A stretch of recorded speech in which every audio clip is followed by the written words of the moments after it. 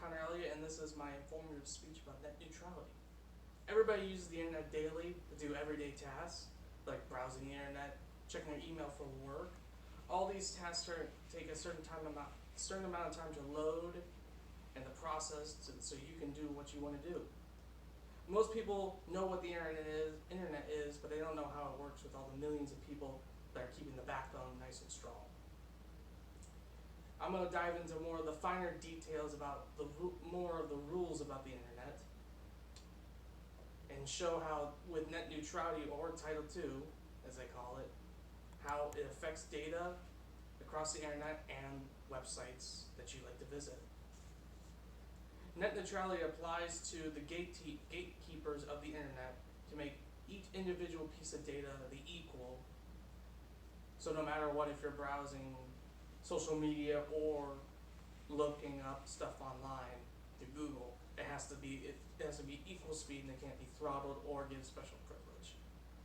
For an example from the Obama White House archives, the example is that access to a high school student blog shouldn't be unfairly slowed down due to big advertisers and other corporations for money. Everybody should have the same level of access no matter what, where they live at, their age, or their income. The idea of net neutrality came about and supported by Barack Obama during his time in 2008 on the trail while he's a senator to become the president. If he promised if he was elected, he would enact the open and free internet rules, also called Title II, and it would be controlled under the FCC, which is people that control the internet. For these rules, it would be an uphill battle due to many companies lobbying against this ruling. In 2010, the FCC would bring strong protections, but later them would be brought down by Verizon due to them feeling that the regulations are stringent and go beyond the agent's authority within terms of the FCC, enforcing the Open and Free Internet Act. The funny thing is, this suit came right after another lawsuit saying that the FCC wasn't protecting people's internet speeds and everything else, and search protecting them equally. As the battle would start in 2007 and end in the Federal Court of Appeals on June 14, 2016, would uphold the strong net neutrality rules we know today. Net neutrality can be good for some businesses and not so good for others.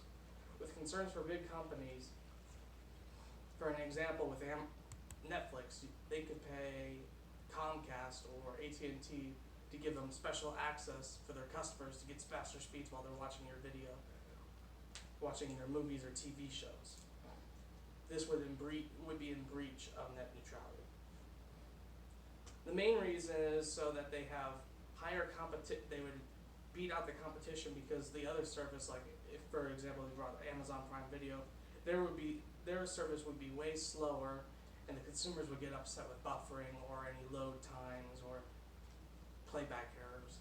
They would consider their service not up to par as Netflix, so they would cancel the subscription, which would make Netflix a monopoly because they're pushing all the competition out of business.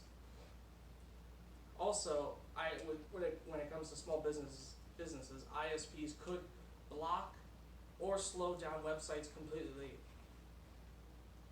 just to drive out small business so big business can flourish. The main point why ISPs don't want these net neutrality rules, they don't want to be regulated. They think that the market will regulate itself, even though they're all against net neutrality, even though they say they are. They put in actions that would fully go against what the reasons behind net neutrality. They feel that it would regulate by consumer choice, but sadly, most areas you only get one or two ISPs, and one's either really good or really bad, and their service is not very good. They want some self-regulation does not work in all parts of the economy, and most people that believe net neutrality, it would not work in this section of the economy. The main reason why they don't believe this net neutrality is a good thing, because it will stifle innovation instead of investing billions of into broadband access,